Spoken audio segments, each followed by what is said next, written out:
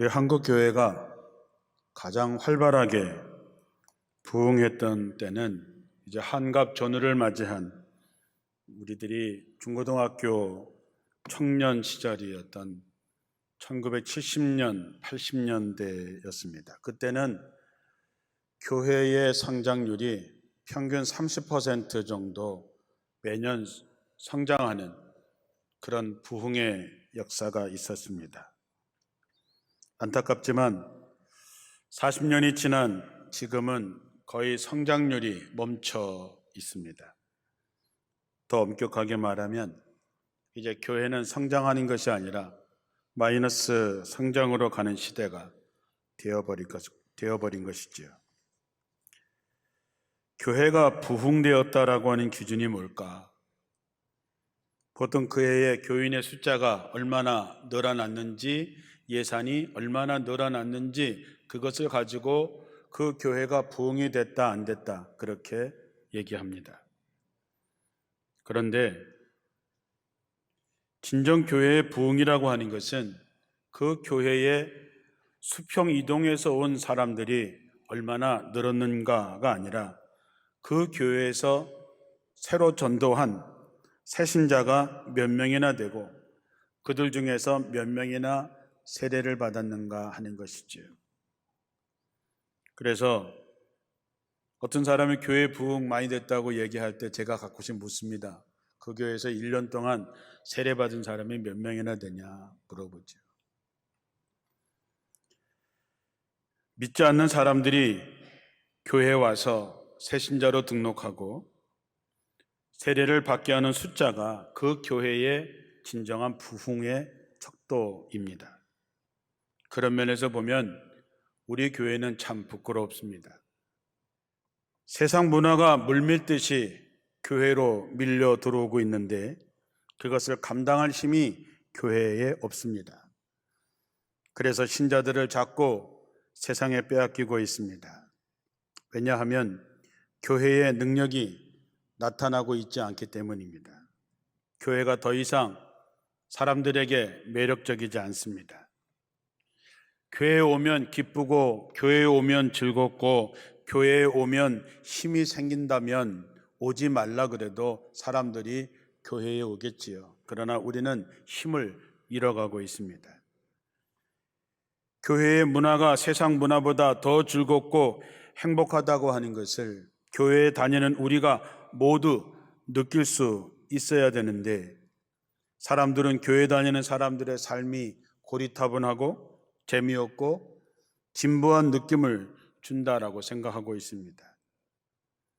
세상 사람들이 예배에 참석해 보았더니 야, 이런 삶이 있구나, 이렇게 즐거울 수 있구나, 이렇게 좋을 수 있구나 라고 하는 느낌을 가질 수 있도록 교회가 그렇게 가야 하는데 그렇게 가지 못하고 있다는 것이죠. 이거는 누구의 몇 사람의 몫이 아니라 우리 모두가 다 감당해야 될 몫입니다. 우리가 교회의 부흥을 이야기하기 전에 우리 자신이 먼저 부흥되어야 된다고 하는 것이죠. 더 열심을 내시고 더 열심히 참여해서 여러분 스스로 생명력을 가지고 능력을 가진 성도들이 되시기를 주님의 이름으로 축원합니다. 여러분, 우리가 누구를 믿습니까? 예수님 믿으시지요. 길이요 진리요 생명 되시는 예수님을 우리는 믿습니다. 예수님은 생명이시지요. 예수님은 능력이십니다. 그런데 왜 교회가 생명력을 잃어가고 있을까? 그것은 우리 스스로가 능력을 잃어가고 있기 때문이라고 하는 것이죠. 그래서 다른 어떤 것보다도 어떤 상황보다도 우리 자신이 내가 지금 어떤 상태에 있는지를 알고 내가 변화되고 내가 달라지고 내가 능력을 회복해야 된다는 것입니다. 로마서 12장 2절에 너희는 이 세대를 본받지 말고 오직 마음을 새롭게 함으로 변화를 받아 하나님의 선하시고 기뻐하시고 온전하신 뜻이 무엇인지 분별하라 했습니다. 오늘 하나님께서는 여러분 자신을 돌아보기를 원하십니다. 그래서 우리가 어떻게 달라지고 어떻게 변화되어야 되는가를 예수님을 만난 사람들을 통해서 보려고 하는 것이죠. 보통 신앙적으로 사람을 세 부류로 나눕니다. 첫째는 육의 사람입니다. 육의 사람은 예수를 알지 못하는 사람, 교회를 다니지 않는 사람, 세상에 있는 사람을 육의 사람이다 라고 얘기합니다. 그 다음에 오늘 사도 바울이 얘기했던 것처럼 육에 속한 사람이 있습니다. 교회를 다니고 세례를 받았지만, 그리고 직분을 갖고 있지만 거듭나지 못한 사람입니다. 그런 사람을 육에 속한 사람이다 이렇게 얘기합니다. 영에 속한 사람이 있습니다. 성령에 충만해서 하나님의 뜻이 무엇인지 영적인 비밀, 영적인 능력을 갖고 있는 사람을 영에 속한 사람이다 라고 얘기하지요. 오늘 이야기하려는 첫 번째 사람은 교회는 다니지만 직분은 갖고 있지만 아직도 육에 속한 사람입니다.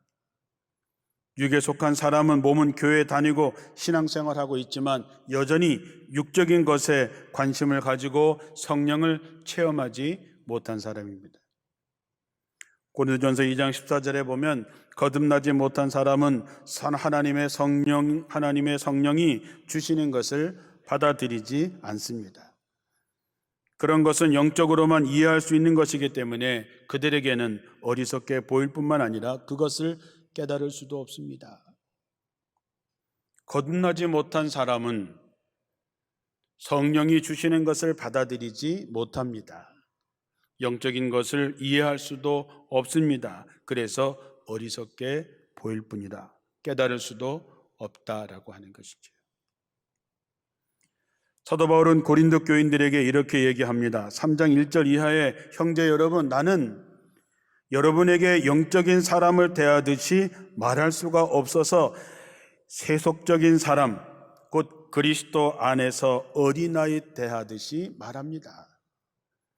나는 여러분이 젖을 먹이고 단단한 음식을 먹이지 않습니다. 왜냐하면 여러분은 단단한 음식을 영적인 것을 소화시킬 만한 능력이 없기 때문입니다. 지금도 마찬가지입니다. 아직도 여러분은 세상 사람들처럼 살고 있습니다. 여러분 가운데 시기와 다툼이 있는데 어찌 육적인 세상 사람들처럼 행동하는 것이 아니라고 할 수 있겠습니까? 고린도 교인들을 바라보는 사도 바울은 나는 여러분들에게 영에 속한 사람들처럼, 영적인 사람들처럼 여러분에게 말할 수가 없습니다. 나는 여러분이 세속에 속한 사람, 아직 육신에 속한 사람들처럼 대하고 여러분에게 부드러운 젖을 먹입니다. 여러분에게 단단한 음식을 먹일 수 없습니다. 왜냐하면 여러분이 그것을 소화시킬 만한 능력이 없기 때문이라는 거지요. 육에 속한 사람은 영적인 것을 알 수 없습니다. 이해할 수도 없습니다. 깨달을 수도 없습니다. 대표적인 사람이 요한복음 3장에 나오는 니고데모라고 하는 사람을 봅니다. 그는 아주 훌륭한 사람이었습니다. 인품이 훌륭한 사람이었지요. 성경에 해박한 사람이었습니다. 그는 모든 사람들로부터 존경받는 사람이었습니다. 그가 예수님을 찾아왔을 때 예수님께서 그를 향해서 말합니다. 물과 성령으로 거듭나지 않고서는 결단코 하나님의 나라에 들어갈 수 없다. 니고데모는 깜짝 놀랐습니다. 자기 이 정도 하면 될 거라고 생각했는데 물과 성령으로 거듭나지 않고서는 하나님께로 갈 수 없다고 하니까 내가 이렇게 큰 사람이 어떻게 어머니 뱃속에 들어가서 다시 태어날 수 있겠습니까? 라고 말하죠. 성령이 말하는 영의 것을 알지 못하는 것이지요. 우리는 어떨까요? 여러분은 어떻습니까? 여러분은 예수 믿고 생각이 많이 달라졌습니까? 여러분의 삶이 많이 달라졌습니까?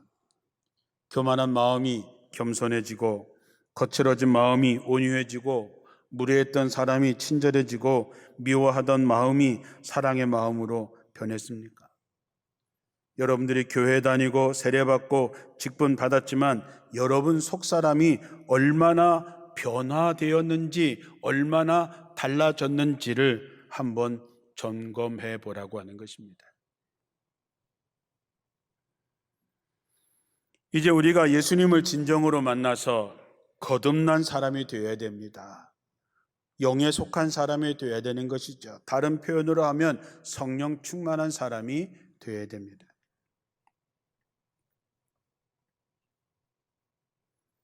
예수님의 제자들은 이미 예수를 구주로 고백한 사람들이었지만 바울이 말한 대로 아직까지 육신에 속한 사람들이었습니다. 육신의 욕심에 따라서 움직이는 사람들이었습니다. 예수님께서 신령한 세계에 대해서 말씀했지만 그들은 그것을 깨닫지 못했습니다. 그러니 예수님께서 겟세마네 동산에서 기도하시면서 나를 위해서 좀 깨어서 기도해 달라 부탁했지만 영적으로 그것을 깨닫지 못한 제자들은 피곤을 이기지 못하고 잠을 자고 맙니다. 그들은 육신이 요구하는 대로 살기 때문에 성령의 요구에 순종할 수 없은 것이죠. 주님께 가르침을 받고 주님이 행하시는 기적의 현장을 보고 저들은 마음을 새롭게 다짐했지만 그러나 상황에 부딪힐 때마다 그들은 늘 육신의 욕심을 따라서 살 수밖에 없었던 것이지요. 오늘 사도 바울은 그 마음의 그 고민을 이렇게 고백했습니다. 나의 속사람은 하나님의 법을 즐거워하지만 내 지체는 다른 법이 있어서 내 마음의 법과 맞서 싸우며 내 지체에 있는 죄의 법이 나를 포로로 만들어 가는 것을 봅니다. 나는 비참한 사람입니다. 누가 나를 이 죽음의 몸에서 나를 건져주시겠습니까? 사도 바울이 얘기하는 것입니다. 내 속사람은, 내 속마음은 하나님의 법을 따르고 하나님을 즐거워하며 살고 싶지만 내 육체는 세상의 법, 죄의 법을 따라서 살려고 하기 때문에 내가 몹시 힘들다라고 하는 것이죠. 아주 쉽게 얘기하면 그겁니다.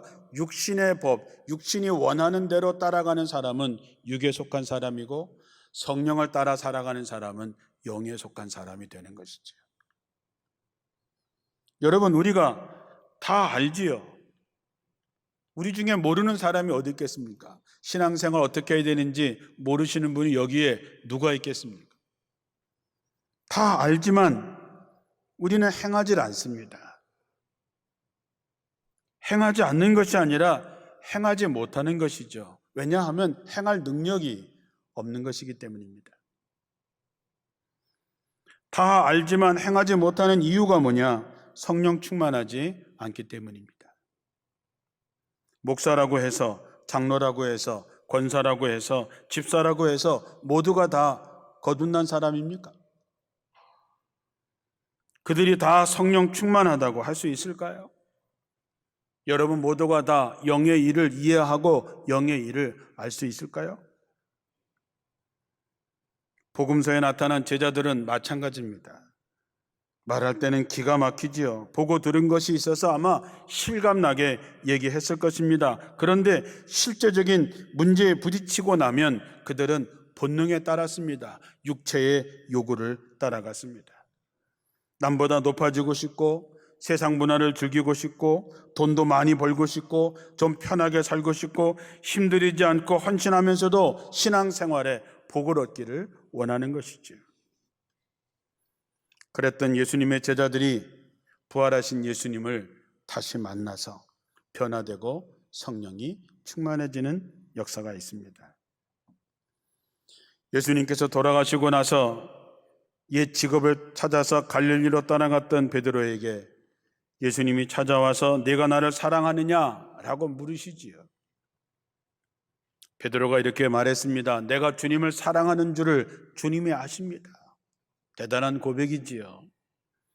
베드로가 그렇게 고백할 때에 예수님께서 그에게 새로운 사명, 내 양을 치라, 내 양을 먹이라 라는 사명을 주십니다. 그런데 그 사명을 감당할 힘이 베드로에게는 없습니다.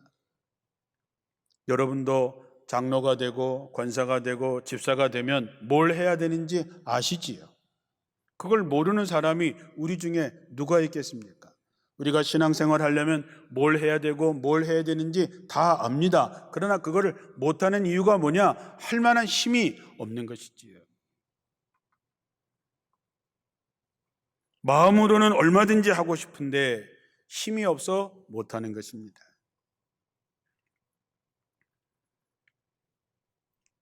제자들이 예수님께 나와서 이스라엘이 회복할 때가 언제입니까? 그때 예수님께서 말씀하시지요. 이스라엘의 회복은 아버지의 권한에 있다. 너희는 몇 날이 못되어 성령으로 세례를 받게 될 것이다. 그러니 예루살렘을 떠나지 말고 아버지의 약속을 기다려라. 너희가 성령을 받으면 권능을 받고 예루살렘과 유대와 땅끝까지 이르러 내 증인이 될 것이다. 여러분, 부활하신 예수님의 모습 또 보았고 예수님과 함께 식사도 했고 예수님으로부터 사명감을 받았음에도 불구하고 예수님의 제자들은 그것을 할 만한 힘이 없었습니다. 그런데 성령에 충만해지는 역사가 있었을 때에 그들은 모든 것이 살아나기 시작했습니다. 능력을 갖게 된 것이지요. 예수님께서 말씀하셨지요. 너희가 성령을 받으면 권능을 받겠다. 권세와 능력을 갖게 될 것이다. 힘을 갖게 될 것이다. 힘을 갖게 되면 너희들은 나가서 증인이 될 것이다. 여러분, 그들에게 성령이 임하니까 할 수 있는 능력이 생겼습니다. 더 이상 자기에게 연연하지 않습니다. 자기 본능을 따라가지 않습니다. 죽음마저 더 이상 두렵게 생각하지 않았습니다. 예수님께서 십자가 지실 때 다 도망쳤던 예수님의 제자들은 모두가 다 순교자가 되었습니다. 제자들이 다시 모여서 영적으로 새로워지고 복음 운동을 일으켰는데 그것이 사도행전에 쓰여져 있습니다. 여러분, 위기의 교회를, 우리 교회를 다시 일으켜 세울 수 있는 무슨 뾰족한 방법이 있는 것이 아닙니다. 우리가 다시 성경으로 돌아가서 우리가 성령 충만해서 우리 자신이 부흥이 되면 교회는 저절로 부흥되게 되어 있다는 것이지요. 사도행전 1장은 기도 운동으로부터 시작을 합니다. 예루살렘을 떠나지 말고 아버지의 약속을 기다리라. 저들은 예루살렘을 떠나지 않고 기도하기 시작했습니다. 기도하지 않으면 그 교회의 교인이 몇 명이든 그 교회가 얼마나 화려하든 상관없습니다. 그 교회는 죽은 교회일 뿐입니다. 교회가 부흥하려면 내가 먼저 부흥되어야 되는데 그것은 기도 운동밖에 없습니다. 기도하지 않고서 하나님 앞에 설 수 없습니다. 기도해야 하나님 앞에 서게 되고 기도해야 내가 얼마나 부족한 사람인지 알게 되고 기도해야 하나님께서 내게 주시는, 내게 원하는 것이 무엇인지를 알 수 있습니다. 누가복음 11장 13절에 너희가 악한 자라도 자식에게 좋은 것을 줄 줄 알거든 하물며 하늘에 계신 너희 아버지께서 구하는 자에게 성령을 주시지 않겠느냐. 이거는 주님께서 우리에게 하신 약속입니다. 세상의 악한 아비도 자식에게 좋은 것으로 줄 줄 알거든 하물며 하늘에 계신 너희 아버지께서 성령을 구하는 자에게 성령을 주시지 않겠느냐. 성령을 누구에겐 주고 누구에게 안 주는 것이 아니라 구하는 자에게 주시겠다고 약속한 것인데 그 구하는 것이 뭡니까? 기도입니다. 기도해야 변화가 옵니다. 내가 부족한 것을 느끼지 못하는데 어떻게 변화를 가져올 수 있겠습니까? 기도는 우리에게만 주어진 특권입니다. 그럼에도 불구하고 기도하지 않는 사람은 어리석음의 끝을 보는 사람과 같습니다. 우리는 하나님 앞에 서야 하는데 그 길은 기도하는 방법 외에는 없습니다. 기도해야 성령 충만해질 수 있고 성령 충만해야 힘을 얻을 수 있습니다. 성령이 임할 때 저들의 귀가 열립니다. 성령이 오시는 소리를 들었다 그랬습니다. 급하고 강한 바람 소리 같은 소리가 온 집안에 가득했다 했습니다. 성령 받으면 귀가 열립니다. 성령이 교회에게 하시는 말씀을 들어라. 성령이 교회에다가 말씀하는데도 불구하고 듣지 못하는 교회가 얼마나 많은지 모릅니다. 성령 받으면 들립니다. 하나님의 음성이 들리고 하나님의 목소리가 들리게 되는 것이죠. 두 번째, 성령 받으니까 눈이 열렸습니다. 성령의 불이 혀같이 저들 위에 임하여 있는 것을 보았다 그랬습니다. 우리도 그것을 보아야지요.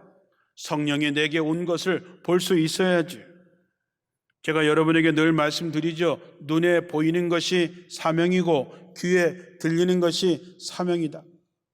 성령 받은 사람한테 들리고 성령 받은 사람이 보는 것입니다. 소경이 소경을 인도하니까 다 구렁텅이에 빠질 수밖에 없지 않습니까? 신령한 눈이 열려야죠. 여러분이 정말로 부모라면, 여러분이 믿음의 가정이라면 여러분의 귀가 열리고 눈이 열려야 여러분의 가정을 이끌어갈 수 있는 것이죠.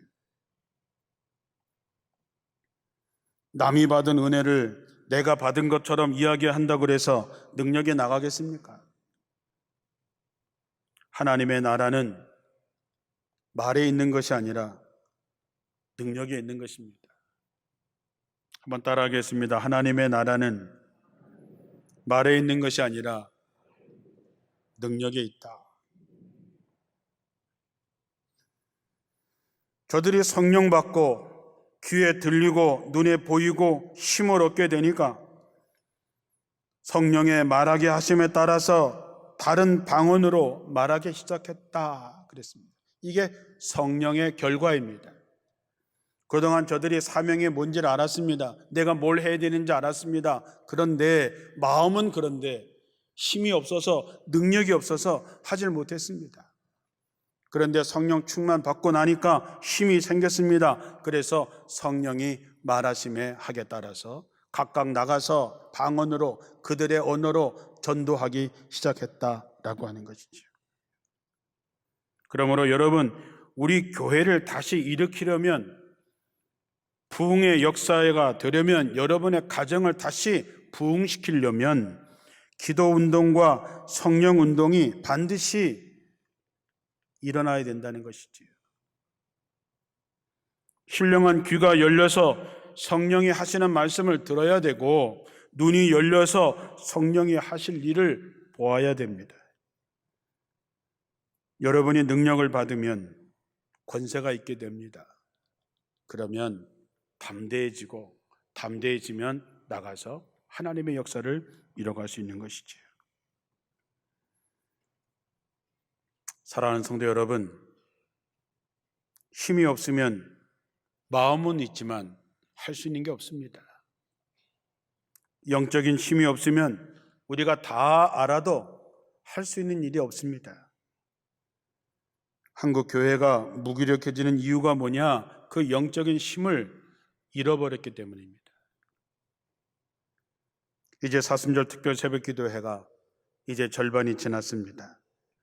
아직 함께하지 못하신 분들은 힘을 내서 앞으로 3주 동안 함께 참여하면서 함께 기도하시고, 기도하는 중에 성령 충만 받으시고 성령 충만해서 정말 부활의 아침에 능력의 사람들로 달라지기를 주님의 이름으로 축원합니다. 무엇보다도 육에 속했던 내가 거듭나고 성령 충만해서 교회의 부흥을 체험하는 복음의 전도자로 영에 속한 사람으로 변화되는 사순절 기간이 되기를 주님의 이름으로 축원합니다.